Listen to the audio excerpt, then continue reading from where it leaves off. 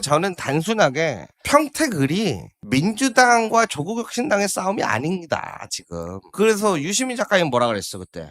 평택을에 뭐 이런 것들이 복합적으로 들어가 있다 그랬지. 진짜 딱 그 판이야. TV조선에서 또 하나 내보냅니다. 대부업체를 이름으로 해가지고 한다는 거 아니야. 선찰 1,000만 원 이하까지는 뭐 아무 저기가 없으니까. 김 후보 부친의 통장 입금 내역을 보면 차명 운영 의혹이 제기된 대부업체에서 매달 약 190만 원씩 입금된 사실이 확인됩니다. 제가 왜 지금 민주당이 미쳐 돌아간다라고 얘기하는 게 알겠죠. 지금 이거를 대대적으로 보도를 때리고 있어. 왜 그러겠어? TV조선이나 애들이. 내가 이거를 계속 다루잖아요. 내가 보기엔 이거 봐라. 민주당이라고 뭐 다른 거 같냐. 얘네들한테 표를 주면 결국엔 똑같다, 얘네들도.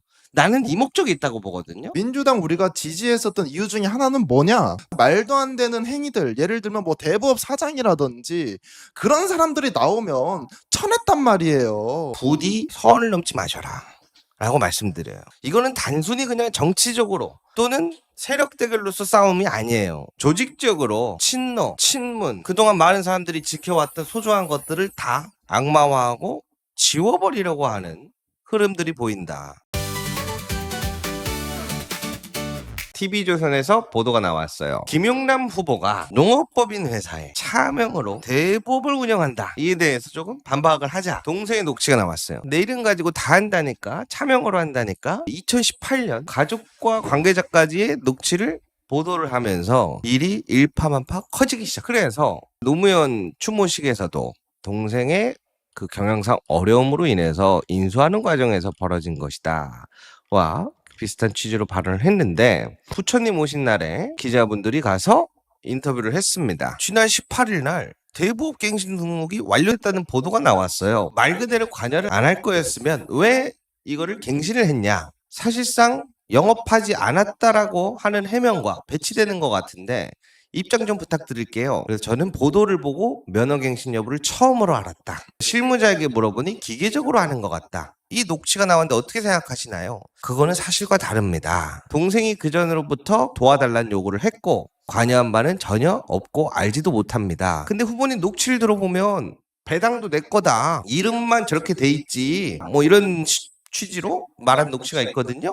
그거는 제가 언제 녹음이 된 건지 지금 자세한 기억은 없는데요. 그때는 제가 아마도 다른 사람에게 매각하려고 하거나 과장된 얘기를 한 것이 아닌가 싶습니다라고 이야기를 했어요. 그래서 이에 대해서 일파만파 일이 커지자 조승래 사무총장이 주말 동안에 두 가지를 이야기를 했습니다. 조승래 사무총장은 김용남 후보에게 언론이 됐든 뭐가 됐든 적극적으로 해명을 준비하고 있는데 적절한지 한번 보도록 하겠습니다. 당에서도 면밀히 보고 있습니다. 그리고 조국혁신당은 왜 남의 당에다 이래라 저래라 합니까? 이런 이야기 두 가지가 중점이었다라고 보시면 되겠고요. 그렇게 해서 입장문이 나왔죠. 김용남 캠프 입장. 의혹이 제기된 업체는 동생이 운영하던 자회사였습니다. 이후 금전 문제와 복잡한 법률 소송으로 경영위기에 처하자 형제로서 동생을 돕고 사태를 해결하기 위해 부득이하게 지분을 인수하며 사실상 책임을 떠안았습니다. 후보는 이 과정에서 주식 명의를 본인 실명으로 이전했고 관련 재산과 역시 법과 절차에 따라 정상적으로 신고했습니다. 또한 김영남 후보는 해당 업체로부터 배당 급여 수익도 받은 사실이 없습니다. 면허 갱신과 폐업은 정상적인 절차입니다. 폐업을 위해서 그러니까 면허를 갱신했고 그건 이제 실무자 차원에서 한 것 같고 본인은 모른다.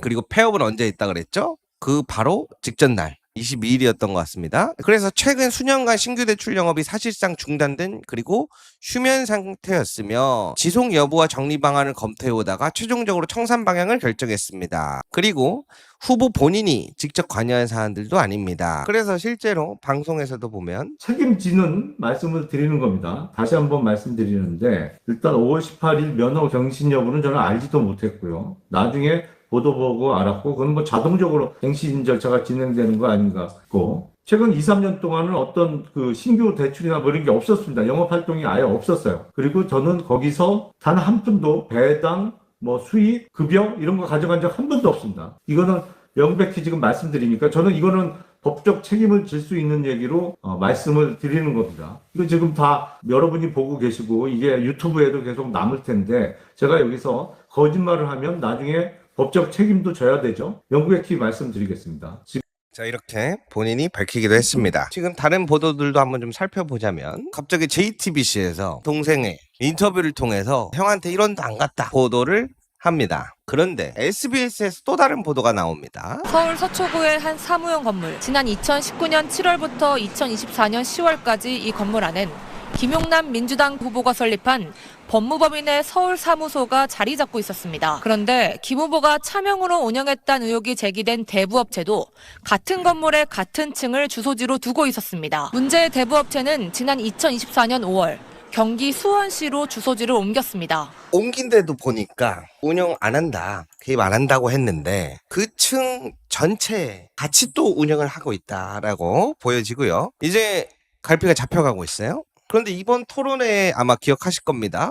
여기에서 와서 사인을 한 사람을 보니까 실질적인 대표, 보좌진 그 한 씨네요. 한 씨는 어떻게 와서 여기서 사인을 했는가? 김용남 후보의 평택을 후원의 사무국장으로 또 같이 하고 있어요. 그런데 이제 김용남 후보는 후원의 사무국장을 맡았다는 건 처음 들었다. 그런데 이 대부업체 대표인 한 씨가 김 후보 후원회 임시의장으로 선출된 회의록이 선관위에도 제출된 걸로 파악됐습니다. 단순히 말로 부인될 수 있는 상황은 아니라고 봅니다. 그래서 대부업체는 동생이 운영에다가 어려움으로 인해서 내가 인수하는 과정에서 했었다라고 해서 직접 관여하지 않았다라고 주장하는 것들이 이제 깨지는 보도도 나오기 시작하는 것 같습니다. 그런 가운데 기다렸다는 듯이 TV조선에서 또 하나 내보냅니다. 김용남 후보가 2018년 자신의 가족 중 한 명과 대부업체와 관련해 나눈 대화입니다. 대부업체를 이름으로 해가지고 한다는 거 아니야. 그러면 얼마나 있다가 너한테 돈을 보내줘야 되는데? 아니 그냥 뭐 찾아서 갖고 있다가 만날 때 주던지. 현찰 1,000만 원 이하까지는 뭐 아무 저기가 없으니까. 해당 가족은 TV조선에 김 후보가 대부업체의 차명 운영을 도와주면 수수료를 주겠다는 취지의 통화였다고 주장했습니다. 내 앞으로 사업자 등록을 내서 몇천만 원씩 넣을 테니까 나보고 약간씩의 수수료를 먹어라 이 소리네? 그렇지. 녹취엔 김 후보가 직접 대부업체에 가족들을 열어 시켜줬다 지금. 줬다고 말하는 부분도 있습니다. 내가 취업 많이 시켜줬다 지금. 아버지도 여기서 지금 월급 받고 있는 거 아니야. 재수도 여기서 월급 받고 있는 거고. 실제로 TV조선이 확보한 김 후보 부친의 통장 입금 내역을 보면 차명 운영 의혹이 제기된 대부업체에서 매달 약 190만 원씩 입금된 사실이 확인됩니다. 그래서 지금까지 김용남 후보가 내가 책임지겠다라고 했던 부분들이 전부 지금 반박을 되고 있습니다. 여기까지가 현재까지의 내용 정리입니다. 지금 대부업체를 사실상 직접 운영했다라고 난 보여지거든요. 모든 것들이 지금 거짓으로 이루어져 있다. 이렇게 봅니다. 신속하게 대처를 해야 된다. 왜 민주당은 그 이전에 총선 우리가 겪어봤잖아요. 진짜 조금의 흠결만 있다라고 하면 스스로 나가시던가 아니면 바로 조치를 해가지고 제명됩니다. 근데 김용남 후보 같은 경우에는 과연 우리가 응원해줄 수 있는 그런 상황인가 라는 생각이 들어요. 지금 사실 이거 제가 설명할 필요도 없어요. 근데 난 참을 수가 없어요. 요거 관련해 갖고 조금 더 내용이 더 있어요. 뭐가 또 문제냐면 법적으로 문제가 하나도 없어요. 저는 그런 생각이 듭니다. 설사 대부업체를 운영했다고 한들 뭐가 문제가 되나요? 그 자체만 가지고는 문제가 될 수 없죠. 문제될 게 하나도 네. 없어요. 결국 문제는 우리 사채업을 했냐. 사회적 평가에 그거 문제예요. 그거를 갖고 근데 또 해명도 해버렸단 말이에요. 저는 그런 생각. 범죄 의혹보다는 대부분 평판 의혹이라고 보면 조국 혁신당 조국 후보는 범죄예요. 징역 2년 받았고 정경심 교수는 4년 받았고 그 얘기만 해도 끝나는 거거든요. 이렇게 이상한 쉴드들이 지금 막 돌아다니고 있어. 저걸 딱 보니까 화가 딱 나는데 왜 화가 나느냐? 그렇게 따지면 스타벅스에서 5.18 폄하한 내용들 간 거 가지고 우리가 왜 화를 냅니까? 왜 불매운동합니까? 법적으로 문제 있습니까? 대법도 똑같아요. 대법이란 게 뭡니까? 우리 서민들, 힘든 사람들, 은행에서 대출 안 돼가지고 찾다가 할 수 없이 받는 게 대부업이잖아요. 근데 이 대부업 100만 원, 200만 원, 1000만 원 받아봐요. 어떻게 됩니까? 그 이후부터 인생 나락가는 겁니다. 사람 죽이는 사업이에요. 합법적이든 합법적이지 않건 대부업이라고 하는 그 업장 자체가 과연 정치인이 가질 수 있는 이전 직업일 수 있느냐. 도저히 저는 공감이 안 된다라는 거죠. 심지어는 농업법인 내의 자회사야. 농업법인은 왜 있습니까? 농분들 이 피땀 흘려가지고 죽을 둥 살 둥 살기 힘들어가지고 농업법인 혜택을 주는 거고 대출도 잘 나오는 건데 저는 이것도 조사해야 된다고 봐요. 법인에 분명히 전 대출 받았을 거라고 생각하거든요. 그 자금이 사채 업장에 자회사에 돈이 흘러 들어갔나 안 들어갔나 이것도 저 문제 심각하게 될 거라고 봅니다. 근데 이게 이현주 최고위원이 하헌기라는 사람이 얘기하는 이제는 조국의 강을 건너길 바랍니다라는 글을 리트윗하면서 과거 민주화 투쟁 시대에서는 독재와 싸운다면 모든 허물이 용인되었는지 모르지만 그 시대는 끝난 지 오래다. 이번 선거에서 시대적 변화가 반영되길 기대한다는 글을 올렸어요. 그래서 제가 쭉 보고 있는데 듣구 행님 거 한번 들어가 보겠습니다. 15시간 전입니다. 저는 얼마 전 김용남 후보 지원 유세를 위해 평택을 2차례 찾았어요. 왜냐면 이재명 당대표가 영입한 인물이기 때문입니다. 최근 제기되는 문제는 가족과 관련된 사안입니다. 분명히 말씀드립니다. 저는 조국혁신당과의 합당 자체를 반대한 적이 없습니다. 라면서 당원의 목임을 주장했대. 그러면서 민주당 후보는 김용남 후보입니다. 마지막 선택은 민주당 당원과 평택 시민 여러분의 몫입니다. 그래서 저는 다시 평택을 갈 것입니다. 라고 글을 올렸어요. 제가 왜 지금 민주당이 미쳐 돌아간다라고 얘기하는 게 알겠죠? 지금 이거를 대대적으로 보도를 때리고 있어. 왜 그러겠어? TV조선이나 애들이. 내가 이거를 계속 다루잖아요. 내가 보기엔 이거 봐라. 민주당이라고 뭐 다른 거 같냐? 얘네들한테 표를 주면 결국엔 똑같다. 얘네들도. 나는 이 목적이 있다고 보거든요. 우리가 이걸 잘 봐야 돼요. 민주당도 그렇고 국민의힘도 그렇고 수많은 사람이 정치를 하는 정당이에요. 그렇기 때문에 국민의힘에 쓰레기 같은 놈도 많고 민주당에도 나쁜 놈들 많을 수 있죠. 하지만 민주당 우리가 지지했었던 이유 중에 하나는 뭐냐? 말도 안 되는 행위들, 예를 들면 뭐 대부업 사장이라든지 그런 사람들이 나오면 쳐냈단 말이에요. 대대적으로 이렇게 보호해주는 것 자체, 평론가분들도 그렇고 민주당 내부에 있는 몇몇 의원들도 그렇고 저는 이 도저히 공감해줄 수가 없습니다. 근데 그럼에도 불구하고 전 변화가 있을 거라고 봅니다. 아직까지 정리가 안 된 내용이 있으니까 민주당이 어떠한 방책을 낼 거라고 기대하고 있습니다. 여기서 이제 추가적으로 부처님 오신 날 있었던 반대도 되는 현황도 살펴보겠습니다. 이게 나는 한 사이클이라고 보거든요. 제이컴퍼니라고 하는 유튜버가 조국 혁신당의 조국 후보를 쫓아다니다가 경찰에 체포가 되는 일이 발생했다고 해요. 그래서 한번 영상을 좀 잠깐 보겠습니다. 조국 후보한테 성범죄와 관련한 과거 조국 후보의 발언들을 가지고 지금의 생각을 이제 물어본 조국 후보 입장에서는 좀 불편한 질문이죠. 질문을 받았는데 질문을 한 이 제이컴퍼니가 계속해서 누군가 젊은 청년이 자기를 이제 불법적으로 미행하고 촬영하는 자기를 사찰하는 듯한 정황을 발견하고 이제 해당 청년을 상대로 좀 경찰에 도움을 요청을 했는데 이제 거꾸로 경찰이 이 청년을 상대로 해서 뭔가 진위를 파악하는 게 아니고 청년은 그냥 풀어주고 제이컴퍼니를 거꾸로 신체를 제압을 해가지고 경찰에 사실상 긴급 체포당. 황당한 일이 벌어졌는데. 이 사람아 불법 촬영했다니까. 그러니까 날 잡지 말고 이 사람을 잡아야지 그럼. 잡아요 이 사람을. 왜 보내줘요? 조국 후보가 여기 있죠?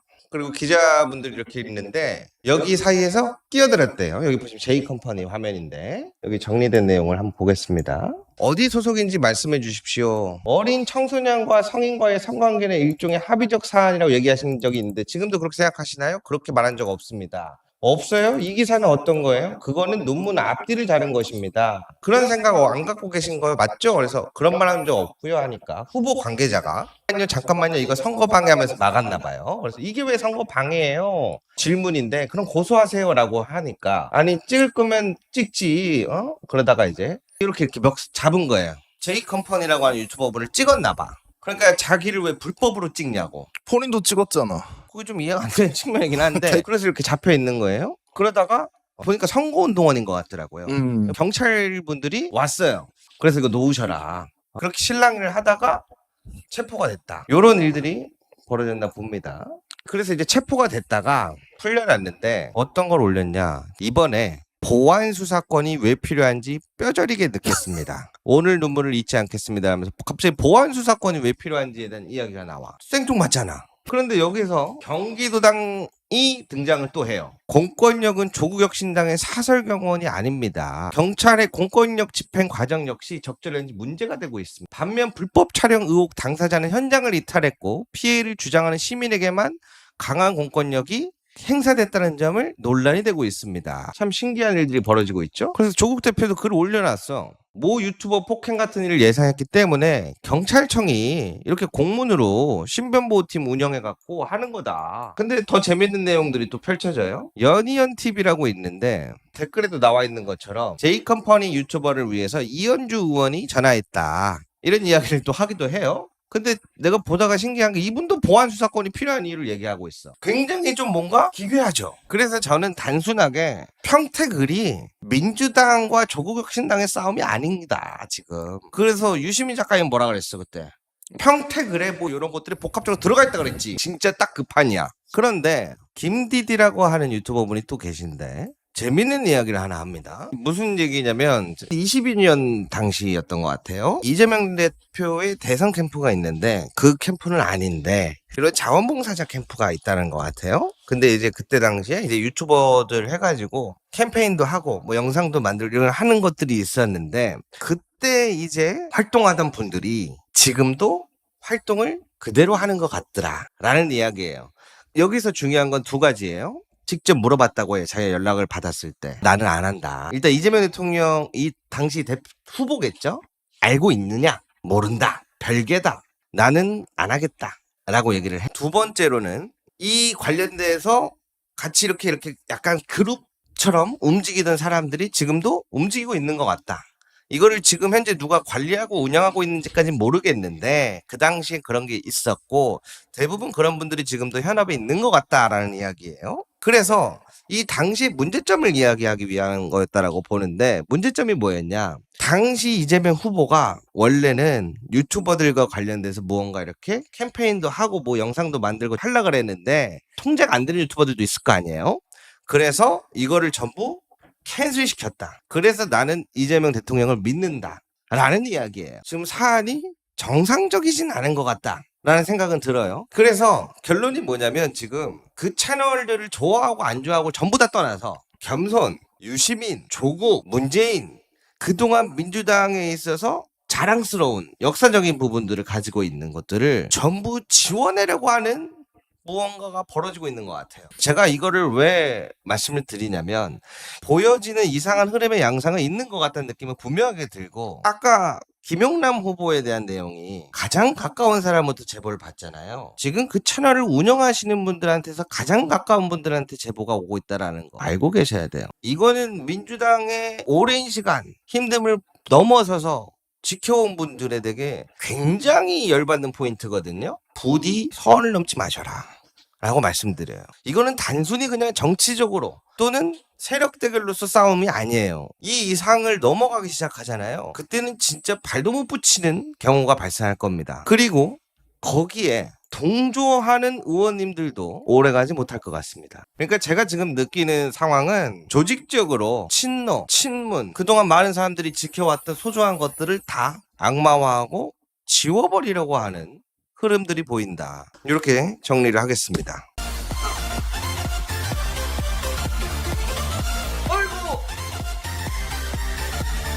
네. 축하합니다. 파란색 당첨입니다.